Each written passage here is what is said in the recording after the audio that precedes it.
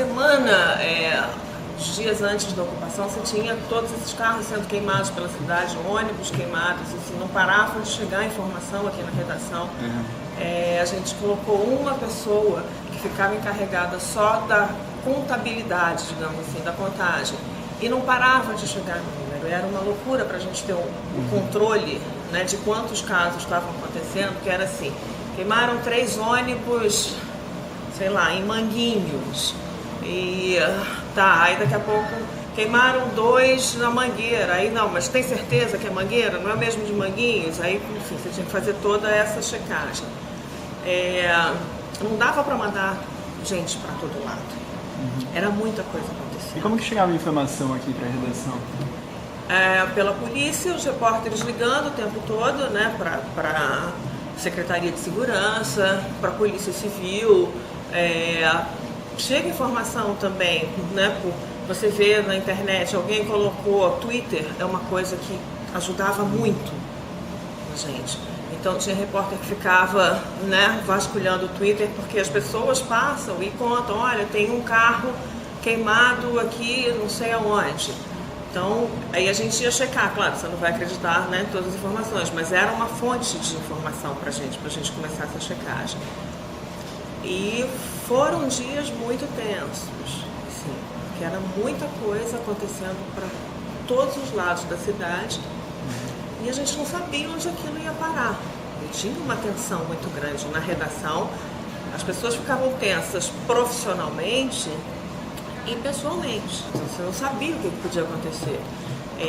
A gente estendeu o nosso horário. A gente normalmente fica aqui até meia-noite. Eu tinha repórter que ficava até 3, 4 horas da manhã controlando aqui, e eu de casa, né, recebendo ligação, olha, aconteceu isso, o que eu faço, eu vou, como é que a gente faz? E o primeiro repórter da manhã, a gente puxou também para mais cedo.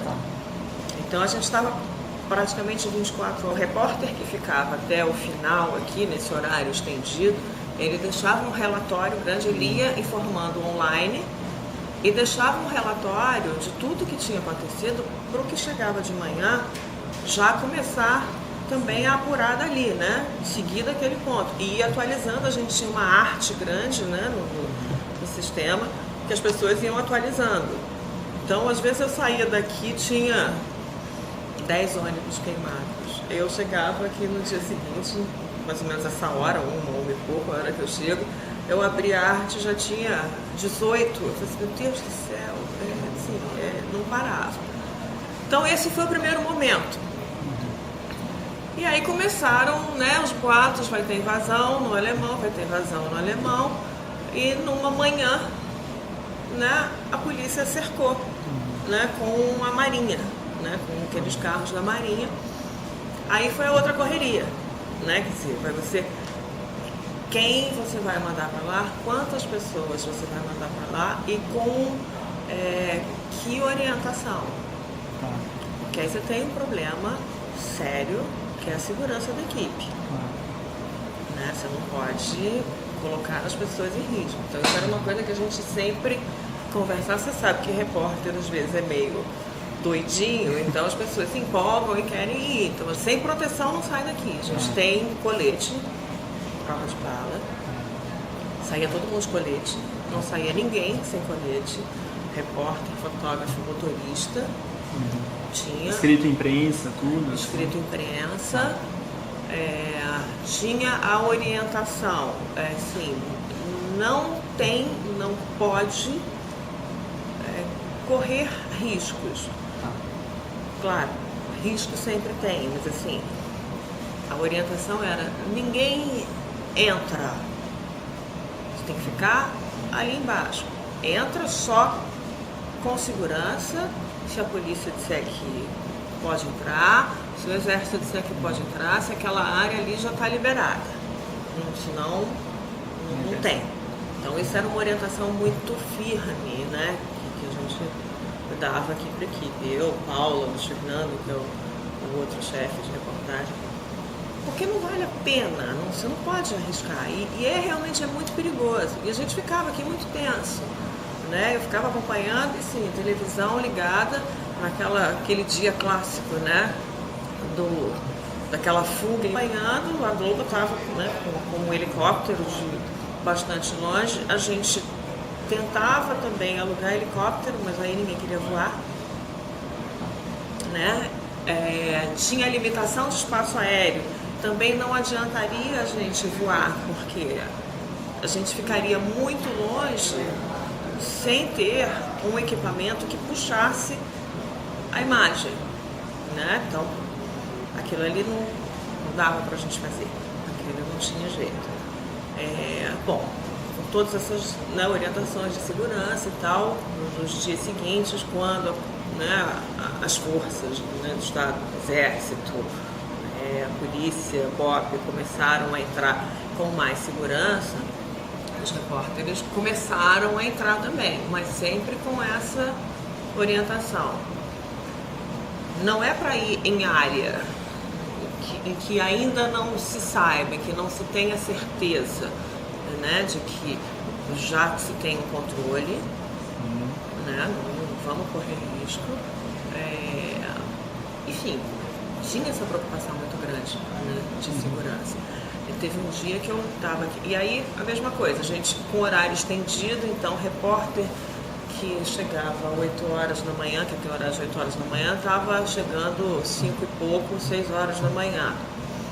Né? Todo mundo trabalhando, né, no super horário. E a gente tinha a gente chegava lá às 6 horas da manhã, ia trocando equipes, né, ao longo do dia, sempre tinha 2 ou 3 lá, cada um em um ponto e cada um com uma função.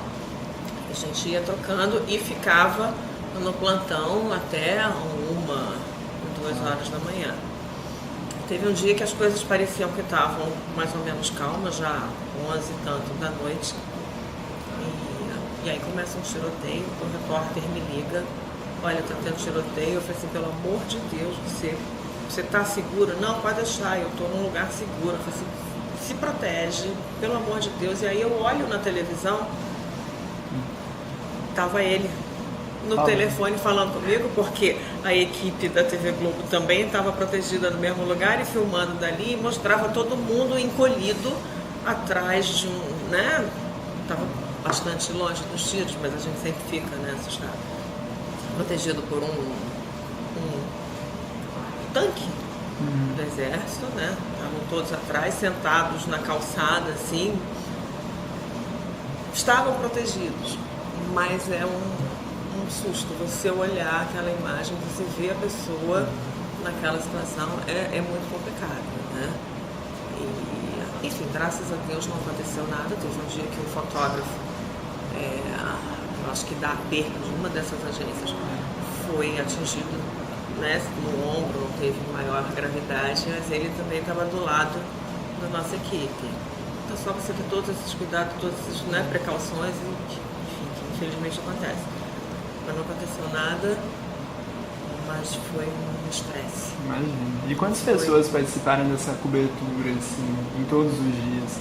Olha, eu acho que dá pra gente dizer que toda a equipe, a gente praticamente suspendeu toda a cobertura das outras editorias. Então, naquele momento mais importante naquilo, tinha que priorizar. Exatamente. Aquilo, né? Você não tem, então assim, claro, se tivesse uma coisa extremamente importante numa outra área, óbvio que a gente ia fazer, mas suspendemos a maior parte da cobertura. Então você tinha, por exemplo, repórter especializado em economia foi para lá também, porque a gente precisava ter muita gente até para a gente poder fazer esse rodízio, essas trocas, né? Não podia deixar uma pessoa lá. Primeiro que você não pode botar uma pessoa para trabalhar 24 horas. Segundo, porque as pessoas precisavam voltar para escrever o que elas tinham. Elas passavam muita coisa de lá. Eu tinha sempre um aqui que ficava de plantão para pegar os retornos, para passar para o online, para começar a escrever as matérias. Mas foi todo mundo. Eu tenho que talvez em torno de 15 repórteres aqui. E eu posso dizer que todo mundo entrou nessa cobertura. E os fotógrafos, a importância deles, assim, são fundamentais, né? Porque são fundamentais. Ainda tem uma questão que é muito complicada, que tem a concorrência da televisão. Então é muito difícil, assim, porque como é que você vai competir com a imagem feita do helicóptero daquela gente toda fugindo?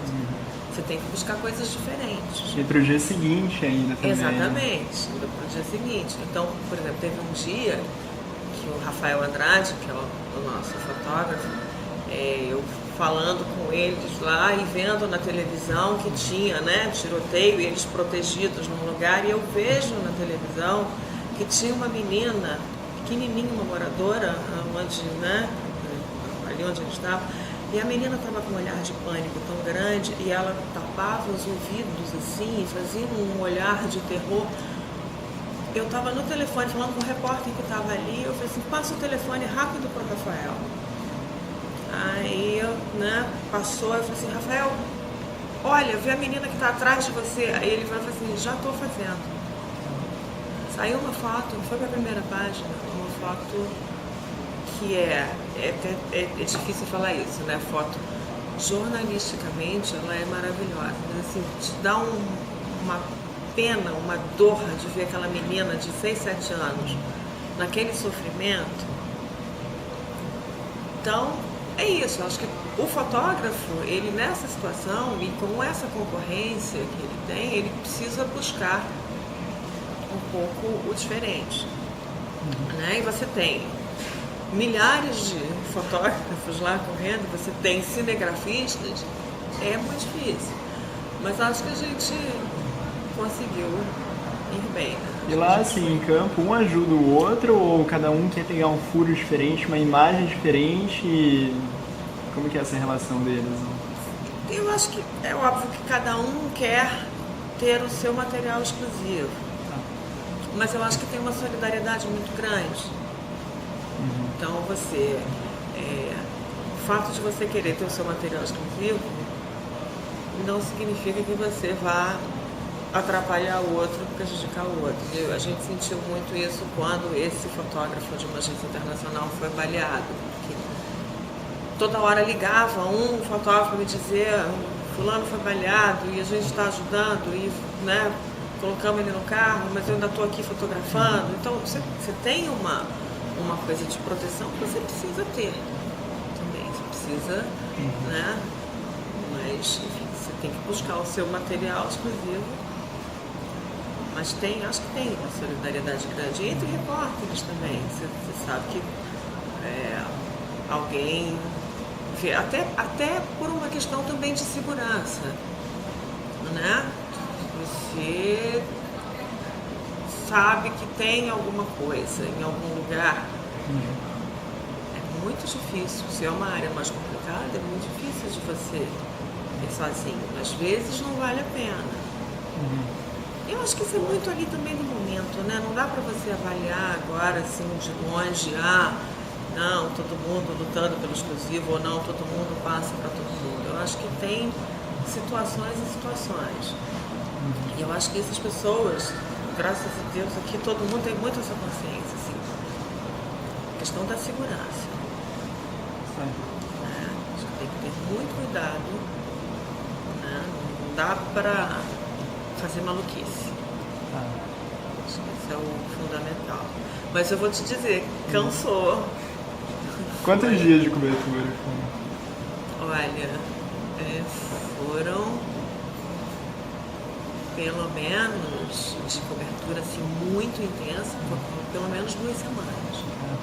Pelo menos 2 semanas. Eu me lembro que eu tinha trabalhado, eu estava de plantão num final de semana, quando ainda não tinha tido ocupação, mas já tinha, né, os carros sendo queimados, aquela confusão toda. E aí durante a semana começou, aí eu no outro final de semana que tinha ocupação, aí trabalhou todo mundo.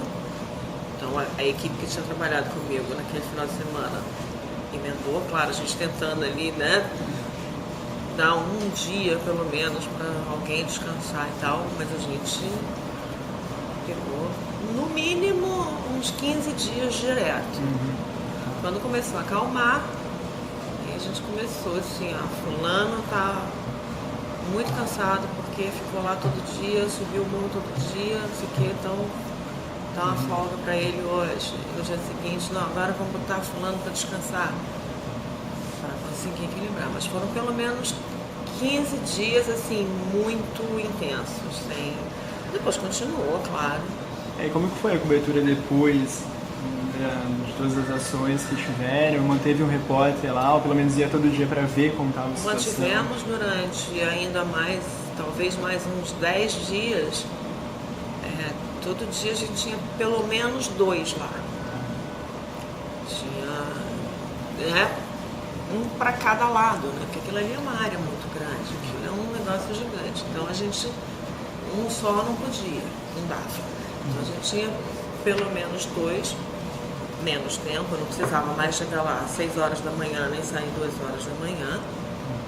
Né? Mas o primeiro repórter ia para lá, ficava.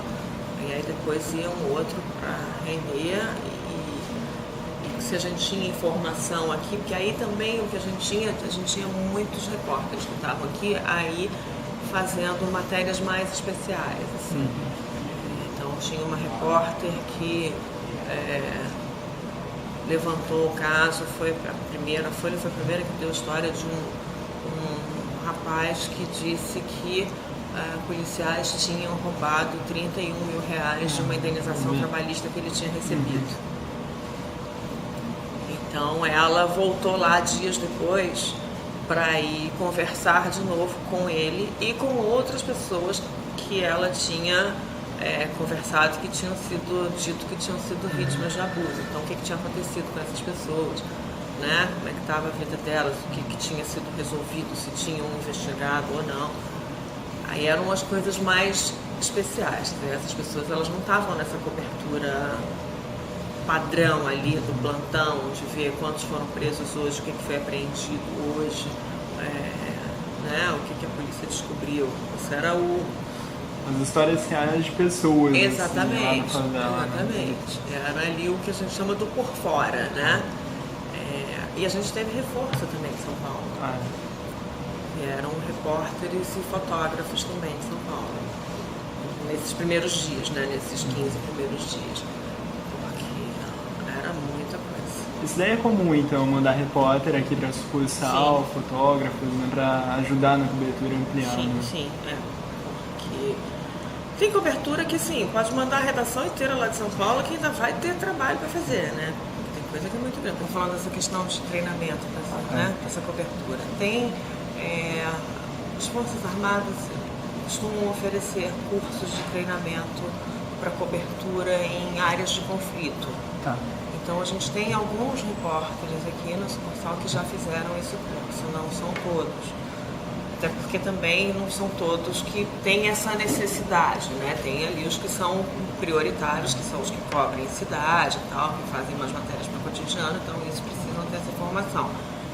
Então, no início desse ano, metade do ano passado, né, maio, junho, teve um curso oferecido pelo Exército aqui no Rio, o Ítalo Nogueira, que é um dos nossos mais brilhantes e atirados repórteres, que está lá, foi um que caminhou não sei quantas horas em Teresópolis, lá pela lama. O Ítalo fez esse curso do Exército. Que é importante, né? Assim, você aprender a se proteger, a se colocar, assim, né? Num tiroteio, como você se protege, onde você fica, o que você tem que prestar atenção quando você entra numa área, né, de conflito. Então, eu acho que é muito importante. Ainda não são todos que fizeram, mas é uma coisa que a gente procura dar essa formação. E quem fez sempre passa também, né, um pouco dessas informações para quem ainda não fez. Então a gente tem essa preocupação, contar como olha, tem cuidado com isso, com aquilo. Precisa, porque aqui, infelizmente, a gente tem cobertura de guerra, né? Em alguns momentos, graças a Deus, não só em alguns momentos, mas sempre. Mas tem. E a situação hoje no Rio, como que tá? Olha, parece bem melhor. E eu torço para que essa impressão seja verdadeira. Eu acho que essa, claro, a gente ainda tem problema, lógico, você não vai resolver de uma hora para outra. Eu acho que essa ocupação do alemão, ela, além do efeito concreto, que foi, de fato, prender muita gente, apreender muita arma, droga, uma quantidade assim, inimaginável, uma quantidade nada apreendida. Você tem uma redução de índice de criminalidade na cidade, que você ainda não pode contabilizar direto, porque, enfim, tem um mês, isso foi final de novembro, tem um mês e pouco, não tem 2 meses, você ainda não tem um índice, você ainda não pode dizer caiu a criminalidade na cidade 50%, mas você sente que diminuiu, você tem essa sensação. Números esparsos que a gente pega uma delegacia lá da área, né, a 21ª DP, você tem um registro muito menor de roubo de carro. Então, tem esse lado concreto. Eu acho que tem a questão subjetiva, que eu também acho muito importante para a cidade. Eu acho que as pessoas... O carioca percebeu que ele pode se livrar disso. E eu acho que tinha um desânimo muito grande na cidade, uma perspectiva assim, a gente nunca vai se livrar deles, né? Vai ter sempre essa violência na cidade. E a gente viu que é possível. Parece possível, não estou dizendo que foi possível, que acabou, não. Mas eu acho que essa operação mostra que com organização, com planejamento da polícia, você vai conseguir organizar a cidade. Eu sempre digo isso assim, se Nova York conseguiu, por que a gente não pode? Por que a gente não vai conseguir? Né? E a coisa que eu acho mais importante nisso é essa esperança da população. Nunca, enfim, eu sou jornalista há mais de 20 anos, eu senti uma participação das pessoas, uma esperança de melhora, ligações para Disque Denúncia, informações para a polícia, uma cooperação. Eu acho que você quebrou a desconfiança que o carioca tinha da polícia. E eu acho que isso é bom para todo mundo. Eu acho que a população se sente mais segura, as pessoas não têm visto os policiais mais como inimigos. E isso também aumenta a autoestima dos policiais. Porque é muito ruim também você trabalhar, pessoas não gostam de você. Então, eu acho que é bom para todo mundo. E eu acho que o importante agora assim, isso não pode se perder. Né? Assim, nós cariocas, precisamos continuar tendo esperança e confiando na polícia. Então, a polícia não pode perder esse potencial de confiança que eles conseguiram conquistar agora. Eu acho que com isso a gente consegue resolver. Claro, não vai virar nunca uma cidade pacífica, é impossível, nenhuma cidade do mundo é pacífica. Mas do jeito que estava, não vai ficar. Tem como. A população, como recebeu os jornalistas do Morro? Muito bem. Muito bem. Eu acho que as pessoas confiam também no trabalho. Então, os repórteres contam que eles andavam pelas ruas e eram puxados pelas pessoas para contar histórias. Assim, tipo, vem cá, vem ver aqui na minha casa, me ajuda, porque aqui fizeram isso, ou ali mais à frente eu sei que tem, não diz meu nome, mas eu sei que tem, né? Uma boca de fumo, um ar bandido. Então as pessoas têm muita confiança nos repórteres. Eles são muito bem recebidos, de maneira geral, nessa operação, né, do alemão. Agora, então, também nas enchentes, as pessoas pedem socorro, né? Às vezes até uma situação triste, porque as pessoas pedem uma ajuda que você não pode dar. Você não tem como dar. Né? Assim, me tira daqui, ou eu estou sem comida, sem bebida. Tem coisa que você consegue resolver, mas tem coisa que você não consegue. Então, tem muita confiança. Esse colete aqui, quantos quilos será que ele pesa, mais ou menos? Tem ideia? Quanto ele pesa, eu não sei. Eu sei que ele é pesadinho. Os repórteres voltavam para cá à noite cansados de passar o dia inteiro com isso nos ombros. Não é fácil. E assim, é pesado, você tem a tensão natural do trabalho que você está fazendo, você soma o peso desse colete. A maioria dos repórteres estava lá com um laptop para poder passar a informação para a gente, né? Os fotógrafos com todo aquele equipamento fotográfico, então cansa. Os pobrezinhos chegavam aqui de noite cansados.